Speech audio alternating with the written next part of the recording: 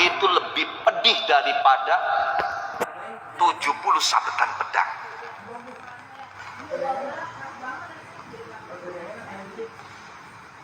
Itu menjadi kafar, penghapus dosa. Sehingga ketika kita diberi sakit oleh Allah, ya Allah, mungkin selama ini ada dosa saya yang saya tidak sadar melakukannya, sehingga karena tidak sadar saya tidak bertaubat, saya tidak memohon ampunan. Maka dengan sakit ini Allah sayang, ingin menghapus kesalahan kita yang belum kita taubati dan belum kita istighfari. Ditambah lagi dengan sakit kita nggak kemana-mana, maka paling tidak dengan sakit kita bisa meminimalisir dosa. Belum lagi dengan sakit Allah angkat derajat kita. Masya Allah, luar biasa. Kalau kita bisa membaca dan menyingkap ini, maka apa yang buruk dari ketentuan Allah Subhanahu wa Ta'ala? Apakah ketika kemudian rezeki kita melimpah, jabatan kita tinggi, uang kita banyak, berarti Allah memuliakan kita? Kalah, kata Allah. Itu anggapan yang tidak benar. Hidup dan mati itu ujian. Alladzi khalaqal mauta wal hayata liyabluwakum ayyukum ahsanu amala. Maka bukan persoalan kita itu enak atau tidak enak, sakit atau sehat, ibadah atau maksiat, itu bukan persoalan. Yang terpenting adalah sikap kita yang tepat. Kalau dalam bahasa Imam Ibnu Athaillah dalam kitab Hikamnya itu beliau mengatakan, maksiatun awrasat zullan wangkisaron khairun min ta'atin awrasat izzan wastikbaron. Maksiat yang menjadikan pelakunya merasa rendah, menyesal, itu jauh lebih baik daripada ketaatan yang pelakunya kemudian sombong. Jadi maksiat itu bukan hijab. Hijab itu ketika kita maksiat dan kemudian kita tidak taubat dan istighfar.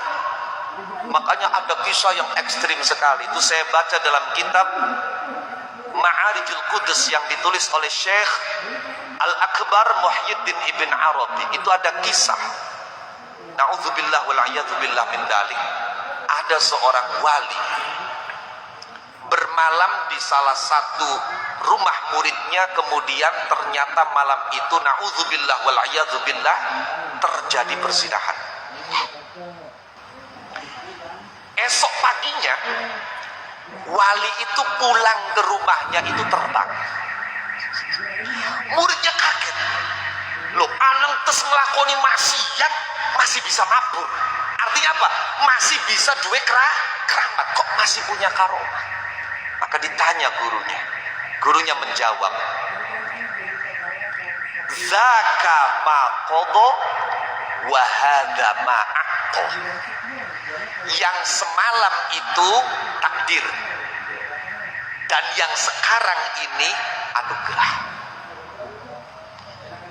Artinya apa? Artinya kita tidak pernah tahu orang yang melakukan maksiat pasca atau pada saat detik akhir dia melakukan maksiat, dia menyesal luar biasa, hatinya menangis bersimpu di bawah arsy Allah Subhanahu wa Ta'ala. Jangankan orang yang maksiat, orang kafir sekalipun. Saya berkali-kali menyampaikan kepada santri bahwa kita harus yakini Islam satu-satunya agama yang benar. Walaupun kita terbuka dengan pemikiran-pemikiran yang bermacam-macam, tapi yang harus menjadi keyakinan kita dan tidak bisa ditawar, agama yang benar cuma satu, yaitu Islam. Agama yang diridhoi Allah cuma satu, Islam.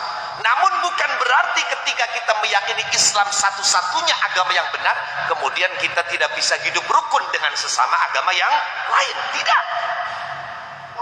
Coba ayo.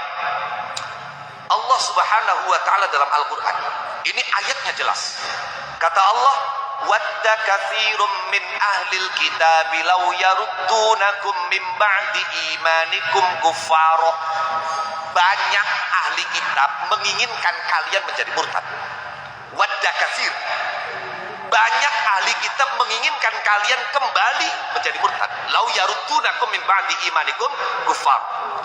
Itu semua mereka lakukan bukan karena menganggap keyakinan kalian salah, tidak, tapi karena persoalan nafsu, dengki, hasadam min indi anfusihim, hasadam min indi anfusihim. Bahkan mereka sebetulnya tahu apa yang menjadi pegangan umat Islam itu benar, min ba'di ma tabayyana lahum annahul haq. Jadi hasud persoalan, tidak imannya mereka itu persoalannya hasud, dengki. Iya, beli dengki periben ratusan mungkin ribuan tahun sudah teruji kang arane Nabi Sengbani Israel. Durung pernah ceritain Nabi seng Arab, kiyen nongol Nabi sing di Arab jek nongole seng Arab. Dari jari wong Bani Israel, Nabi cap apa kune? Kapan muni ukiran ya judulnya Jepara. Ukiran je jamblang, ukiran model apa? Kapan anak bahasa tahu ya Sumedang. Je tahu sumber, tahu model apa. Kan ini kan persoalannya.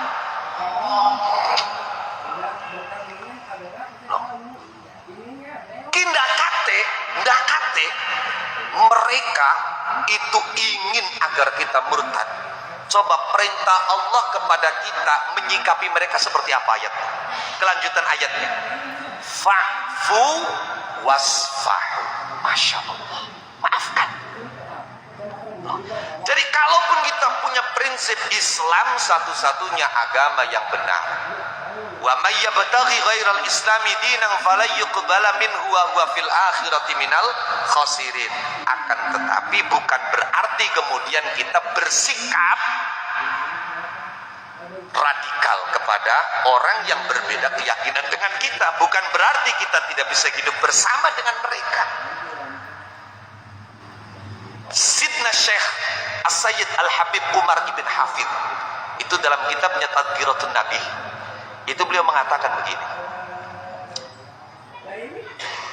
fal yuwattib, mantapkan dalam hati kita dalam memandang non muslim bahwa kita tidak pernah tahu, kata Habib Umar bin Hafid, orang yang sekarang itu kafir ternyata di akhirat nanti dia yang menjadi penyebab keselamatan kita. Kenapa? Karena ternyata orang yang kita anggap kafir itu ternyata kita mati lebih dulu, dan orang yang kita anggap kafir itu kemudian dapat hidayah masuk Islam, wartaqo imanuhu, dan imannya meningkat sehingga dia di akhirat menjadi orang yang memiliki haqqus syafa'ah.